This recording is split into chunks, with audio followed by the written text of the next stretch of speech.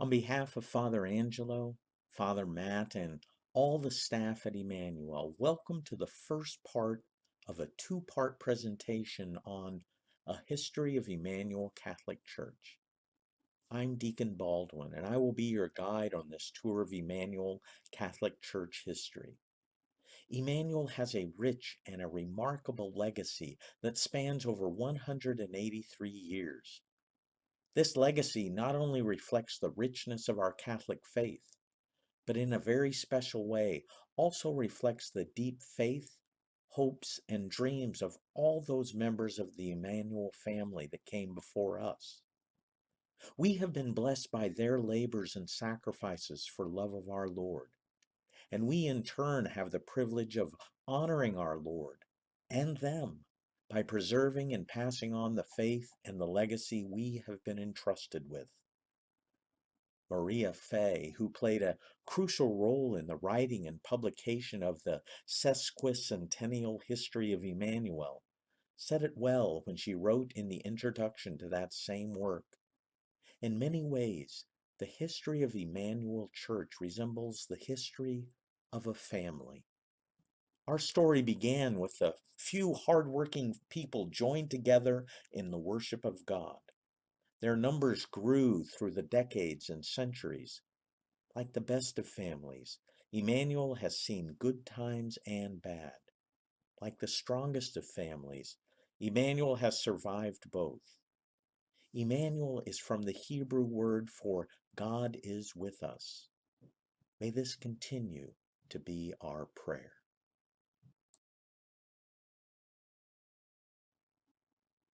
The material for this presentation was compiled from a variety of sources, most of which are listed here.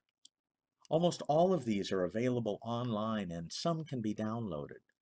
I would especially recommend Emmanuel Catholic Church, Dayton, Ohio, Sesquicentennial History, 1837 to 1987, which is available at the web address shown. It's an extremely interesting and extensive history of the first 150 years of Emmanuel. Much of the narrative in this presentation comes from this publication.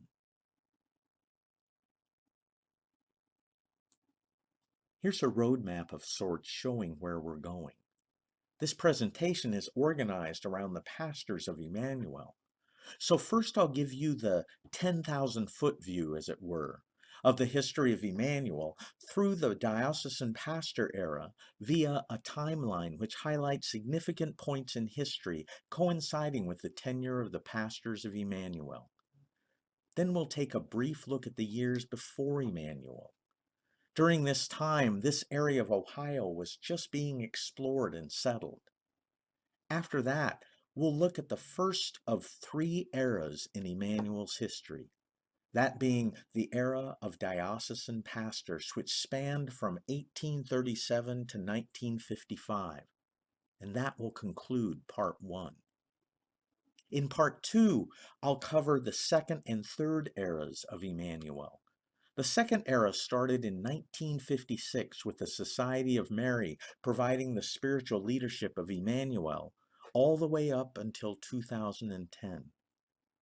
And since 2011, we've been in the third era, with the missionaries of the Precious Blood ministering to both the parishioners of Emmanuel and two other parishes of Region 7, St. Joseph and Holy Trinity. Part two will conclude with a kind of walking tour of sorts of Emmanuel. If you're a parishioner, much of this tour will be familiar to you, but we'll also visit some places that I'm sure very few of you have seen, and one place that no one has. So let's climb up to the 10,000-foot level and look at the first era of Emmanuel, which I've dubbed the diocesan pastor era. There were 6 pastors during this time. Emmanuel's history begins with our first pastor, Father Emmanuel Thienpont, shown in the upper left of the slide. This is the only known picture of our founding pastor. The next pastor is at the lower right, Father Henry Damien Junker. Then Father John Hahne, who was succeeded by his brother, Father Charles Hahne. Father Joseph Sieber and Father Albert Kroum round out our diocesan pastor era. The tenure of each pastor on the timeline corresponds to the color found underneath their pictures. Thus, you can quickly see that Father Charles Hahn and Father Albert Kroum were the longest serving pastors of the diocesan era, serving 29 and 33 years respectively. They are, in fact, the longest serving pastors of Emmanuel to date. I'll be covering each one of our pastors in more detail later, but let me draw your attention to some significant historical events from this era's timeline. The Diocese of Cincinnati was established on June 19, 1821. We didn't become an archdiocese until 1850. Interestingly, there was an unwritten prohibition against the construction of any Catholic churches in Cincinnati at the time.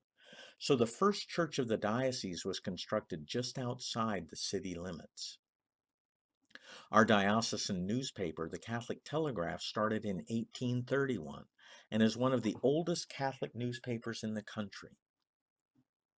In 1837, 16 years after the establishment of the diocese, the first of two Emmanuel churches was built. That may come as a surprise to many of you. Our current church was the second Emmanuel church. More on that later. The dogma of the Immaculate Conception of Mary was promulgated in 1854, 17 years after our parish began.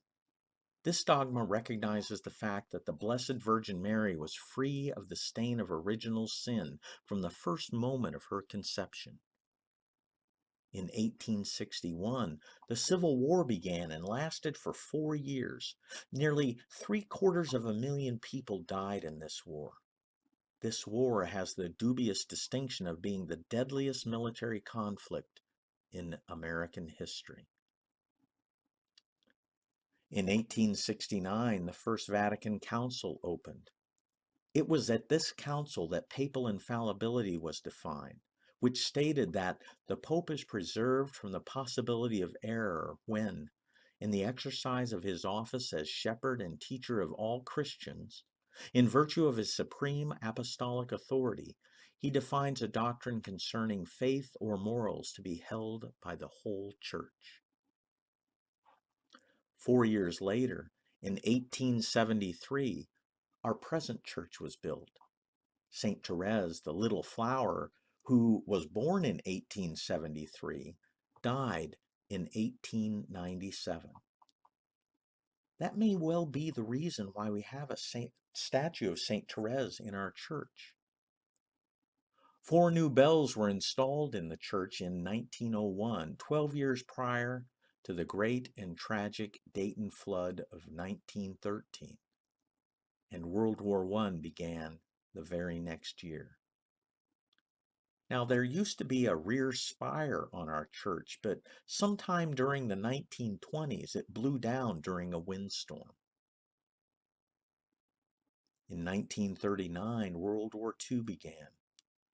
Many parishioners of Emmanuel served and died in the Civil War and also in World War I and World War II. In 1950, the dogma of the Assumption of Mary was defined, which stated that the Immaculate Mother of God, Mary ever Virgin, when the course of her earthly life was finished, was taken up body and soul into the glory of heaven. It may also be news to some that Emmanuel used to have twin spires reaching to a height of 212 feet. In 1956, these were removed due to structural problems.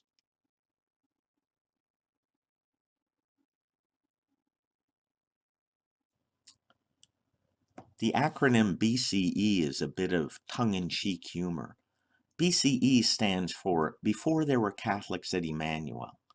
I've never been a big fan of the dating system that ignores the centrality of our Lord in history, so I thought I would put the acronym to better use.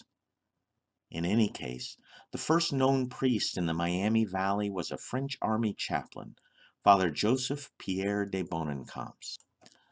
Father Bonencamps came to the area in 1749, 88 BCE using the Emmanuel dating system, as part of an expedition to claim the Ohio Valley for the King of France.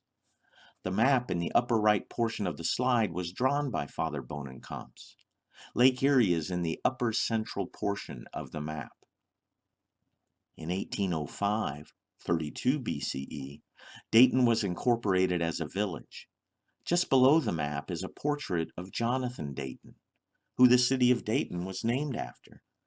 Jonathan Dayton, who died in 1824, was not from the Miami Valley or even Ohio. He was from New Jersey and has the distinction of being the youngest member of the U.S. Constitutional Convention. He served as Speaker of the U.S. House of Representatives and was also a senator. Dayton owned land in the area and championed the development of what later became the state of Ohio. Dayton is named in his honor. In 1808, a priest named Father Fenwick began missionary visits to Ohio and was the only priest in the area for the next 7 years. But the number of Catholics in the Miami Valley increased, and so did the visits by missionaries who made the trip from Cincinnati on horseback to minister to their flock. According to the Centennial History of Catholics in the Miami Valley, published in 1939, probably the first priest to celebrate Mass in Dayton was Father Frederick Baraga, later known as the Shepherd of the Wilderness. The immigrant priest, elevated to Bishop of Marquette, Michigan in 1853, is noted for his work with the Indians in Michigan's Upper Peninsula. Before traveling north, he spent some time in the Miami Valley, where he offered Mass in the home of Robert Conway in May 1831. The Conway family was instrumental in the establishment of Emmanuel Church. Bishop Frederick Baraga was declared venerable by Pope Benedict XVI on May 10, 2012. In 1821, the Diocese of Cincinnati was established. Originally, the Diocese of Cincinnati included all of Ohio, Michigan, and part of the Northwest Territories. Today it covers the southwest corner of Ohio and includes 211 parishes and over 8,500 square miles. In 1827, Irish Catholics came to the Dayton area to work on the Erie Canal. The Ohio and Erie Canal was built during the 1820s and early 1830s. It connected Akron with the Cuyahoga River near its outlet on Lake Erie in Cleveland, and eventually with the Ohio River near Portsmouth. It was primarily used to carry freight. In 1834, Father Emmanuel Thienpont made his first visit to Dayton.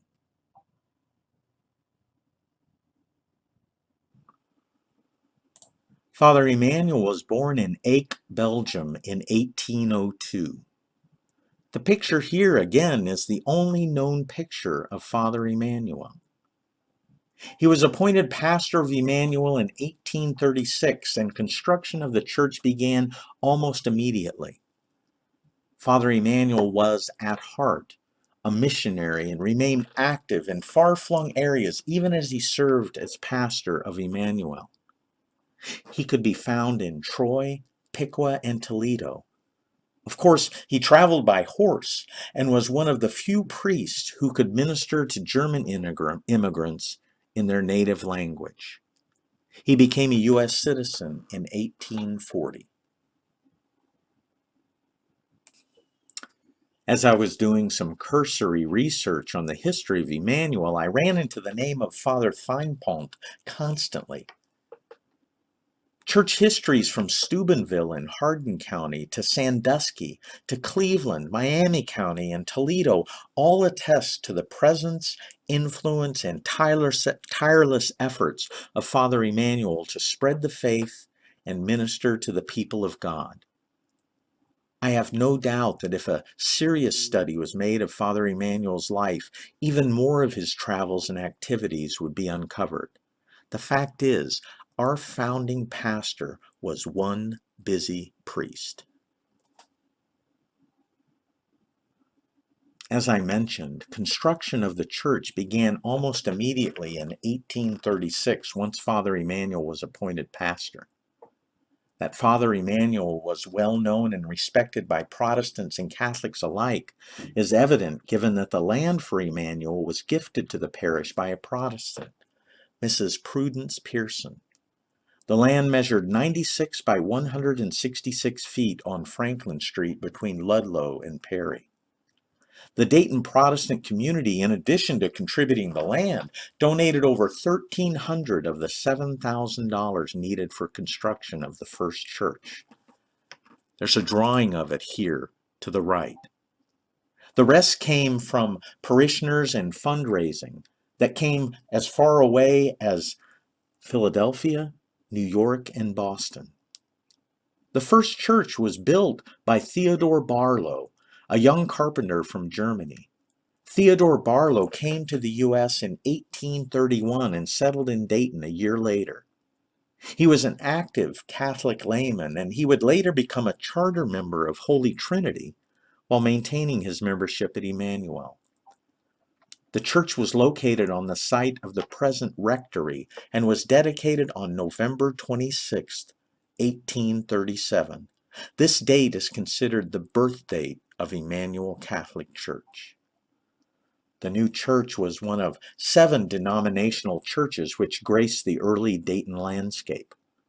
Protestant churches included Presbyterian, Methodist, Episcopal, Baptist, German Reformed, and Union. Dayton now boasted 25 stores, 12 practicing attorneys, 3 cotton factories, 1 carpet mill, a gun barrel factory, a cast iron foundry, 4 extensive machine shops, and a clock factory. It also had a paper mill as well as almost 8,000 head of cattle and nearly 7,000 horses, the sum of which greatly outnumbered the number of people in Dayton at the time. Father Emanuel remained in Dayton as pastor of Emmanuel until 1844, when he sought permission to return to Europe for a time. After his return, his dedicated service to Dayton's early Catholics continued until his death in 1873. Born in 1809, Henry Damian Junker, like his predecessor, came to the New World as a young man. He settled in the Diocese of Cincinnati, where he completed his ecclesiastical studies and was ordained a deacon on March 9, 1834. A mere 1 week later, he was ordained a priest by Bishop Purcell. Father Junker became pastor of Emmanuel in 1844 and established the first parochial school as well as the first parish school in Dayton. To staff the school, Father Junker had requested help from the Sisters of Notre Dame. Now it seems that both Father Junker and a Columbus priest wanted sisters for their schools. Archbishop Purcell decided to send the sisters to Columbus instead, and wrote a hasty note: Columbus, not Dayton, is to be begun first. However, the Dutch-born Sister Superior, whose English was not the best, read the note as Columbus not, Dayton is to be begun first. So Father Junker got and kept the sisters. They arrived by canal boat later that year.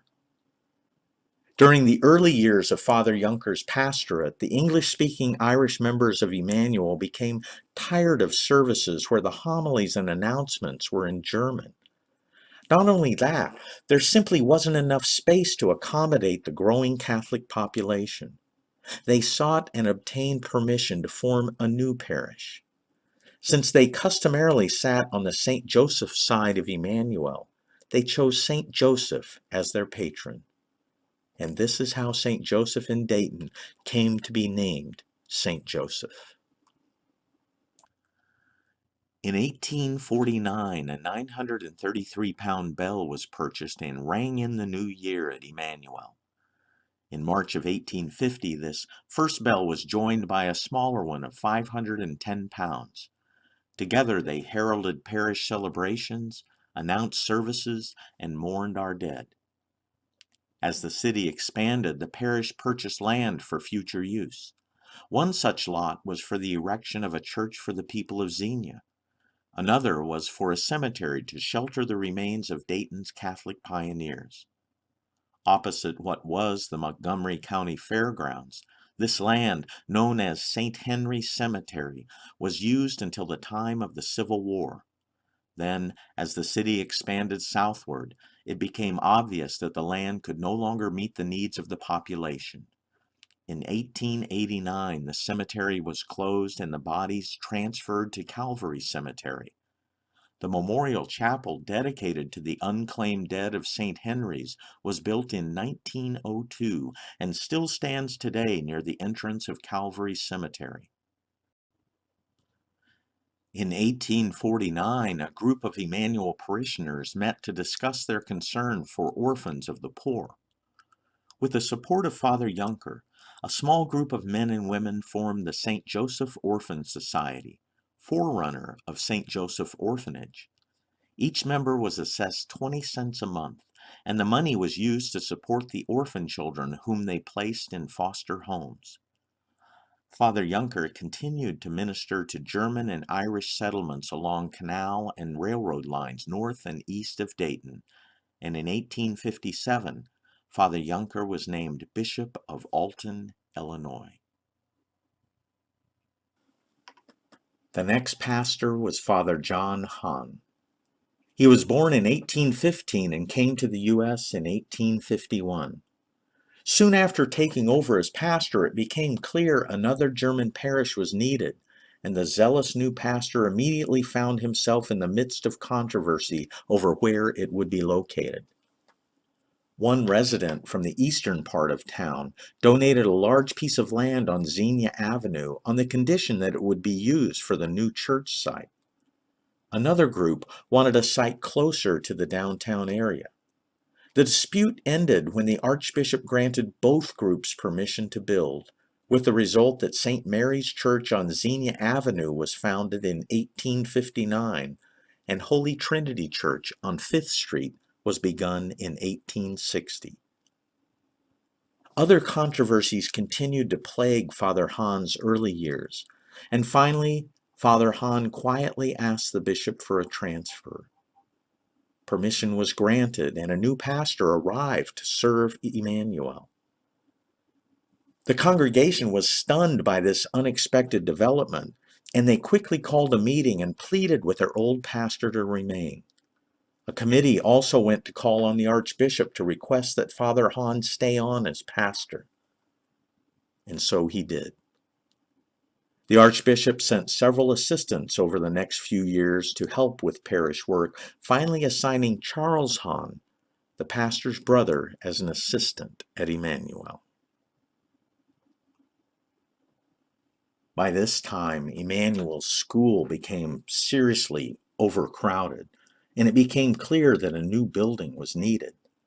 After much debate over whether to renovate the existing building or tear it down and rebuild, a new building was built and completed in October 1868 at a cost of $23,000. On Friday evening, March 4th, 1870, however, disaster struck Emmanuel. In an article in the Dayton Journal, we read, "On Friday evening, the people in the vicinity of Emmanuel's Catholic Church on Franklin Street were startled by a terrific crash which seems to have occurred in the church. On opening the doors, the interior was so filled with dust that it was difficult to see. But it was soon ascertained that the noise and dust were caused by the dislodgement and fall of the large and beautiful centerpiece of the ceiling, a mass of plaster of Paris fashioned in scrollwork and carrying with it a splendid chandelier and lamps, and wrecked them on the pews and the floor beneath. It's fortunate that no one was underneath the centerpiece at the time of the accident. The weight and force of the fragments would probably have fatally wounded or killed anyone on whom they had fallen. Building experts were called in to survey the damage, but they concluded it would be dangerous to continue holding services in the church. Again, pastor and parishioners were faced with a far-reaching decision. Ultimately, it was decided that a new church must be built. Fundraising was again begun, with over $23,000 pledged from 230 families. The total cost of the new building was $92,000 in 1873, which is roughly $1.8 million today. But it's highly unlikely the present church could be rebuilt for anything close to that amount today. The architect for the new church was a native Daytonian, Leon Beaver. Mr. Beaver had designed the old Dayton courthouse, the Callahan building on the northeast corner of Main and 3rd, which was demolished in 1978, and St. Elizabeth Hospital on Hopeland Street. Construction started in 1871 in December, with the cornerstone being laid by Archbishop Purcell.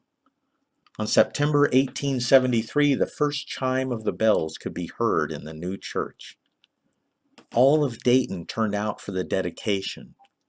Special trains arrived from Columbus, Cincinnati, Springfield, Piqua. The first train pulled out of the Cincinnati station at 6:30 a.m. carrying a good-humored crowd jammed 3 to a seat and standing in the aisles. In all, 101 train cars transported some 8,000 to 10,000 visitors to the church dedication. With those who had arrived a day earlier or by private conveyance, visitors to the city totaled some 12 or 15,000.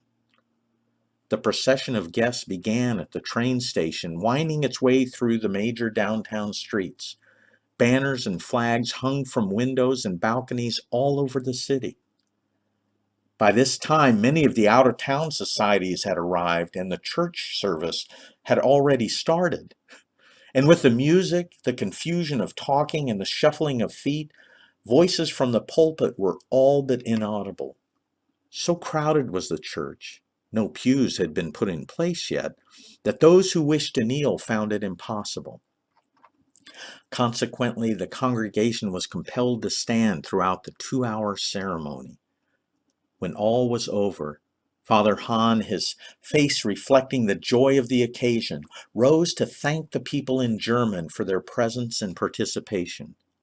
"This is the day the Lord has made," he repeated over and over again. It was truly a day for rejoicing. Lunch was served inside the school building following the ceremony, and outside the band played while the Archbishop handed out commemorative cards. The new church was Gothic in design. It was built of brick construction with limestone trim. The finished structure measured 163 feet by 78 feet on the outside. Twin spires skimmed the sky at 212 feet, while a smaller spire in the back measured out at 150 feet and crowned the sanctuary. Balconies accessible by a tower stairway included one for children and a second for the organ and choir. Church lighting was provided by gas pipes from the floor through columns 7 feet high, located at regular distances along the aisles. You can barely see them in this not too good photo here, but there were the gas lights.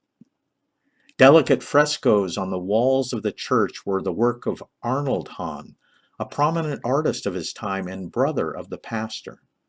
The church's carpentry work was done by Andrew Kinninger, who was a longtime member of Emanuel Parish. The stained glass windows in the original, or in the second Emanuel church, were not the ones we have now, but this is an example of what those original stained glass windows looked like.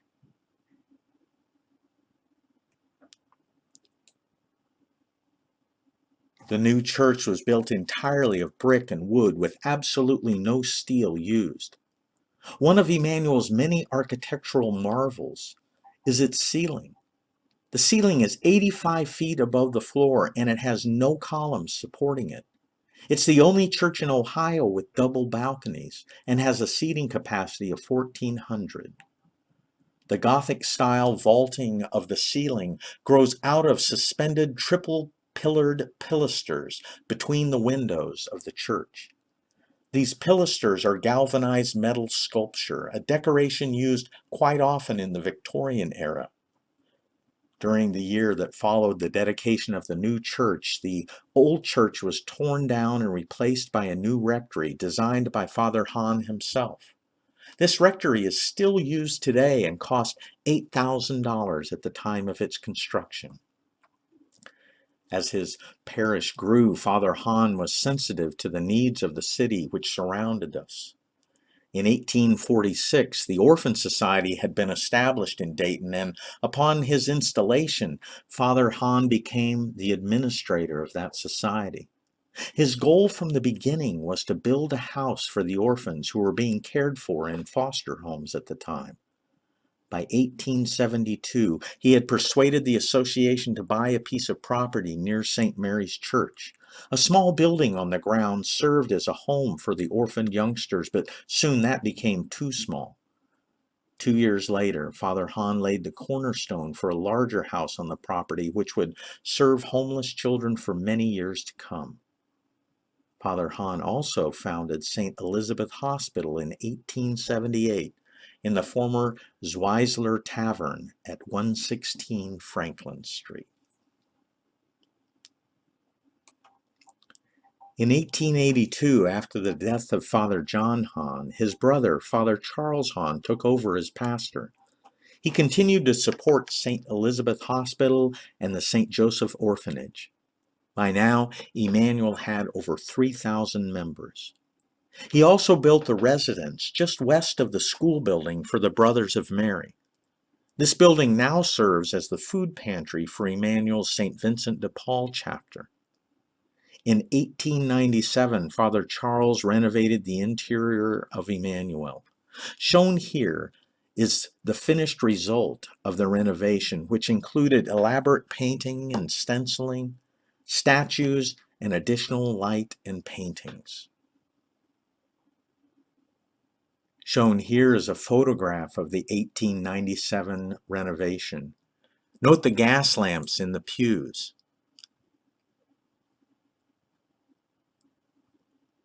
To the right, you can see what the original stained glass windows of Emmanuel looked like. These were replaced in a subsequent renovation. You can also see that the preaching ambo was different from what we have now. However, our current chandeliers and the stations of the cross that were erected at this time are from this renovation.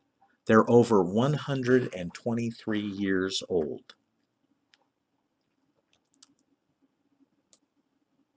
The Stations of the Cross devotion has an interesting history itself.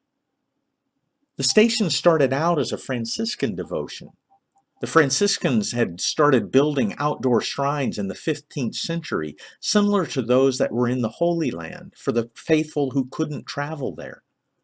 In 1686, the Pope granted the Franciscans the right to erect those stations inside their churches. Before that time, no churches had stations in them. In 1731, that right was extended to all churches, provided a Franciscan priest erected them. And in 1862, every church could have stations by simply obtaining the permission of the bishop. Shown here on the right side of this slide is a document from Archbishop Elder dated March 18, 1897, granting permission for Emmanuel to erect stations. In the middle of the slide is the 8th station at Emmanuel. The current set of stations at Emmanuel are from this 1897 renovation. What a glorious legacy we have, over 123 years old. Moving now to the autumn of 1901, we find a large crowd gathered on Franklin Street to watch as 4 beautiful bells were installed in the church towers. That previous Sunday, November 17th, the bells had been blessed, and now we were watching the installation. The largest bell, shown right here, was hung in the west tower, while the 3 smaller bells were placed in the east tower. This largest bell weighed 5,000 pounds and was inscribed with the words Ad Maiorum Dei Gloriam, to the greater glory of God, and also had inscribed on it the name of the pastor, Charles Joseph Hahne. The smaller bells, weighing 2,500, 1,600, and 600 pounds respectively, were similarly inscribed with the message of praise of God, and included the names of Father Francis Hahne, Father Damien Juncker, and Emmanuel Thienpont, respectively.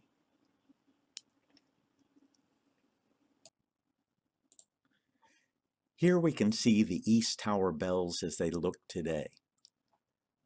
This is the 2.5-ton bell, the largest in the East Tower, and then the 1.6-ton bell and the 600-pound bell, respectively. The bells were hand-tolled using ropes until 1956, and then electric tollers were installed, one of which, the one for the East Tower, can be seen here.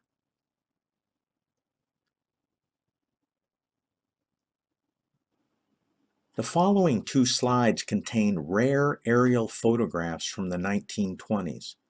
It's unknown exactly when these photos were taken. However, they were taken by a man who essentially invented aerial photography, William Preston Mayfield. Mayfield was the first person to ever create an aerial photograph from a heavier-than-air aircraft. At the age of 14, he was a photographer for the Dayton Daily News.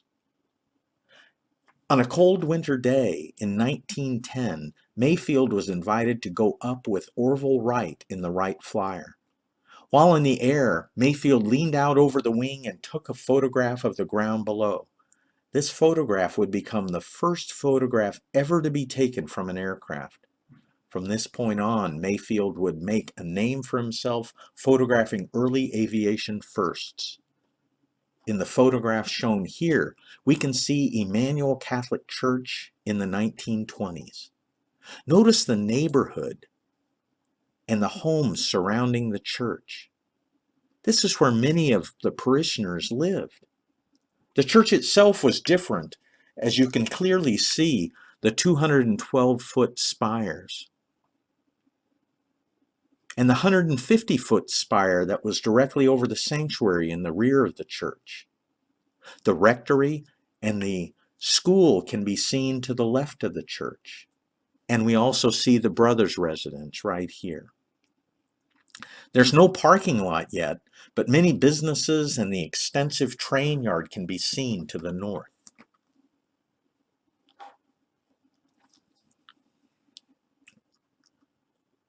This is another view of Emanuel, presumably taken during the same flight. There appears to be 4 chimneys, clearly visible. And if you look closely, right here on the roof, you can see something written there. It's a kind of secret message of sorts. Can you see it? Let's take a look close up. Here it's a bit easier to see. Clearly visible on this left photo, but also somewhat distinguishable on the right, are 2 Greek crosses, one here and one here, with the monogram IHS,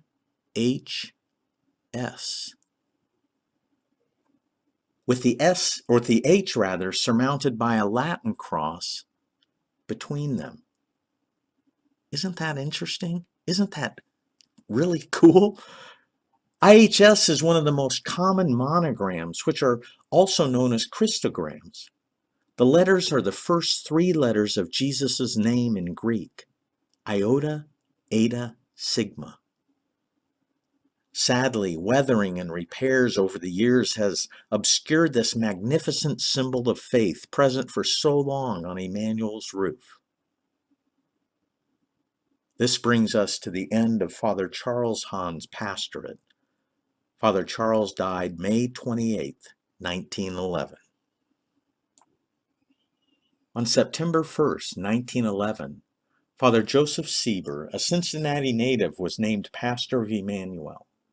As the new pastor took over, parishioners were anticipating Emmanuel's Diamond Jubilee. Father Sieber wrote, "For 3/4 of a century, Emmanuel has been a factor for good in the city which it helped to adorn."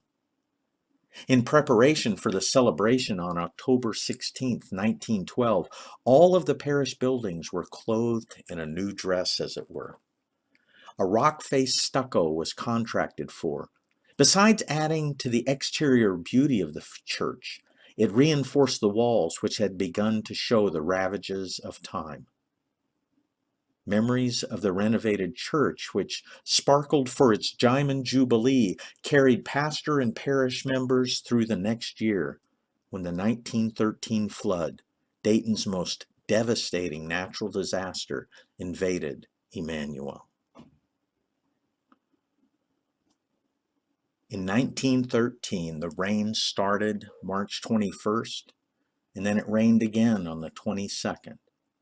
There was no flooding at that time, but the ground became saturated. On March 23rd, Easter Sunday, the rain began innocuously enough. It rained all morning. The following evening, it poured again, and the heavy downpour continued through the night.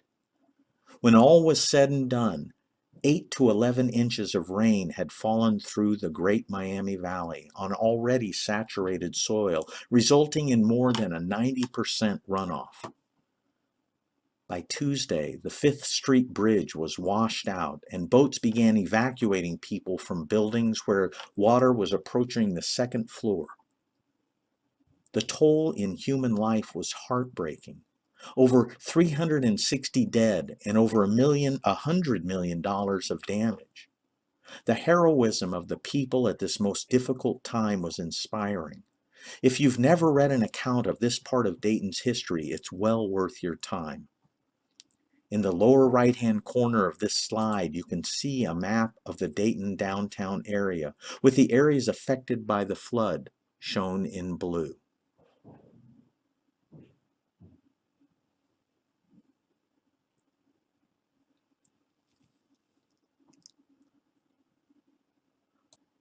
Here we see a view of the Great Miami River during the flood. You can clearly see the spires of Emanuel in the background.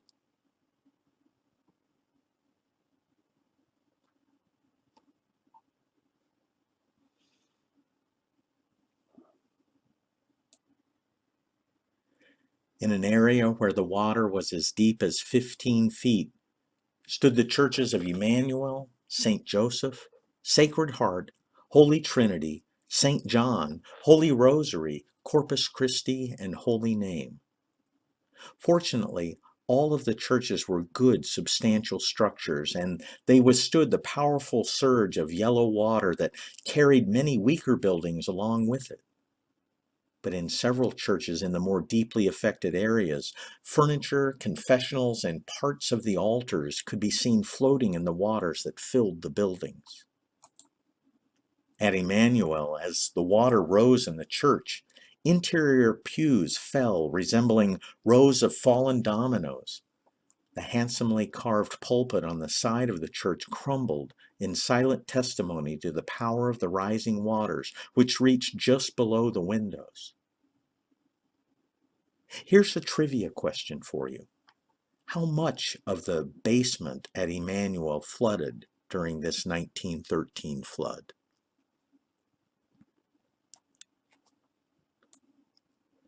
The answer to the trivia question is none of the basement flooded.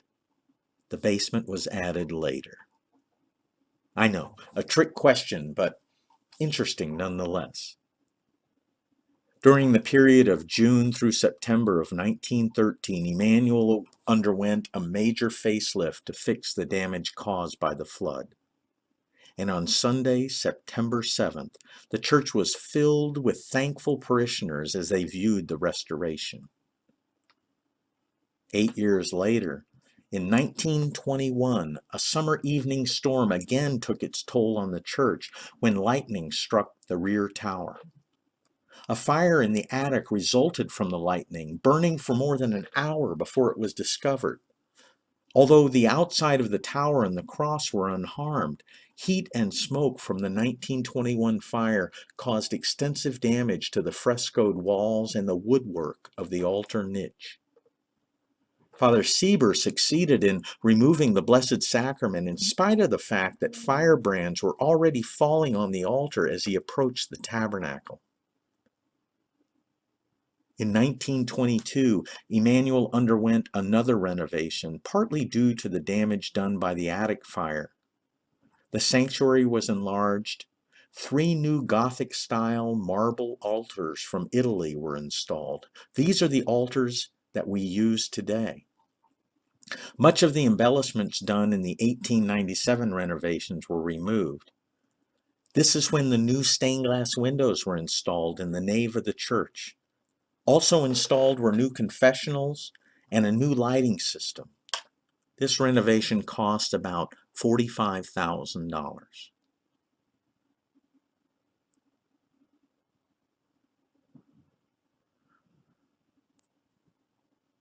The stained glass windows of Emanuel are truly a treasure.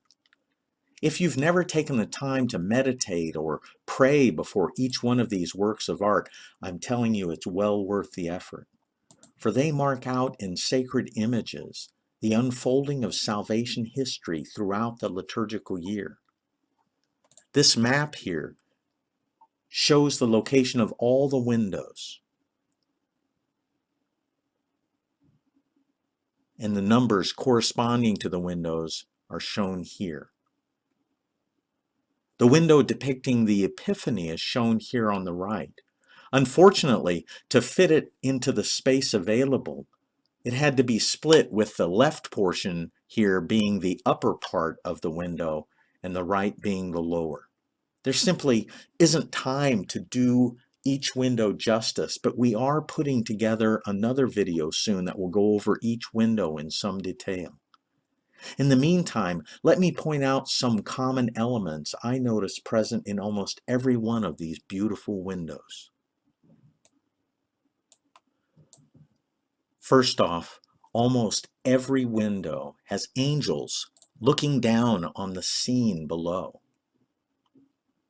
This reminds us that we're not alone, and that all the angels and saints are aware of us and praying for us, saints on earth.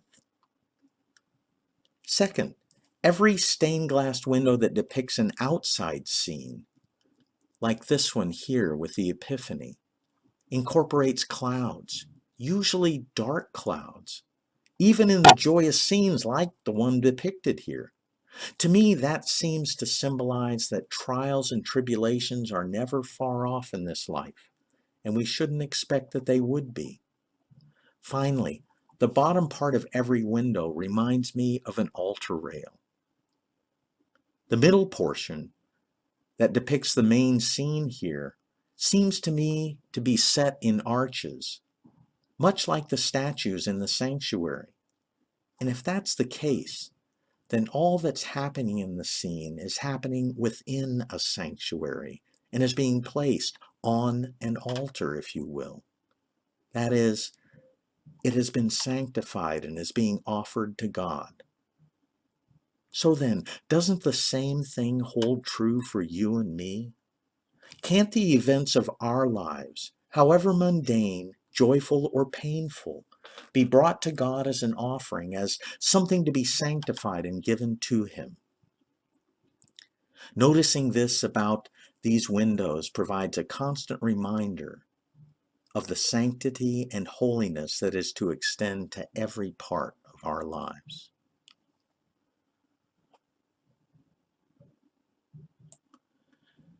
In August of 1923, Father Albert Kroum became the sixth pastor of Emanuel.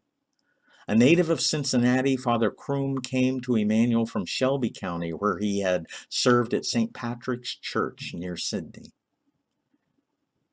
According to one of the monthly bulletins in 1925, Emanuel listed 4 masses, vespers and benediction on Sundays, and 2 masses each weekday. The total morning offering for July came to $553, with most families contributing $1 for the month.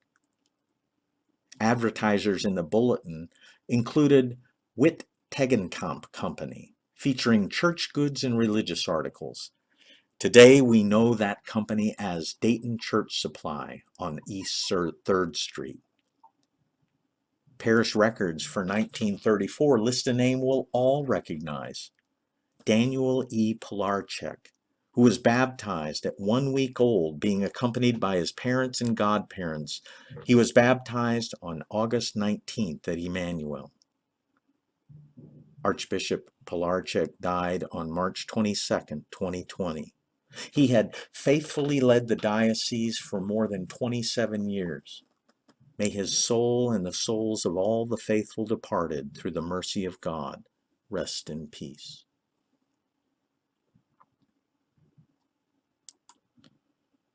From the beginning of his pastorate, Father Kroum worked to keep Emanuel among the foremost churches in Dayton. And although his years as pastor included the Depression years, he managed to liquidate all Emanuel's debt and to acquire land for parking facilities and for a playground for the children. His renovation of the interior of the church included new pews and 2 recreation rooms in the new basement. Undoubtedly, the most illustrious of Father Kroum's 33 years at Emanuel was in 1937, when the parish celebrated the centennial of its founding. In his observations on the church's anniversary, Father Kroum noted, "Emanuel has been one of the most powerful factors in the spiritual growth of the community these 100 years. All of the churches in the counties of Greene, Clark, Champaign, Logan, Hardin, and Marion can be traced back to Emanuel." The celebration Mass was attended by several hundred, including the pastors of many of Dayton's Catholic churches and representatives of various Catholic organizations. During Father Kroum's pastorate, war again touched the lives of Emanuel's parishioners, and families prayed for the return of their loved ones who fought on distant beachheads, and friends and relatives gathered back home weekly for novena services. This novena, started by Father Kroum, seems to not be the miraculous medal novena, which was started later by Father Wagner. The year 1956 represents a turning point in Emanuel's history. Our once thriving parish was threatened with extinction. Construction of an elevated railroad near Emanuel in the early 1930s had initiated a decline in the neighborhood, the ribbon of track forming a dividing line between the church and the downtown business and shopping area. A migration of hundreds of Catholics to the suburbs took its toll on the Catholic parishes. Little by little, according to observers, the area surrounding the church assumed the appearance of an industrial sector, plants and factories replacing the once friendly residences of the neighborhood. The official boundaries of Emanuel were reduced to the railroad to the north, Brown Street to the east, the fairgrounds to the south, and the Miami River to the west. This area included only 52 families and 136 members. Emanuel's grade school was closed. Symbolically, in conjunction with the decline, the twin spires of Emanuel were removed due to structural problems, as it was simply too expensive to repair them. An average Mass attendance reported in 1955 at 1,750 had declined to 950 just 3 years later, and after much deliberation, Archbishop Alter asked the Marianists to take over the administration of Emanuel. This brings us to the end of part 1 of the history of Emmanuel Catholic Church. Please join us again for part 2 as we pick up the story with the era of pastors from the Society of Mary and follow our history up to the present day, to the era of pastors from the missionaries of the precious blood. Until then, may the Lord bless you and keep you, and may the Lord make his face shine upon you. God bless.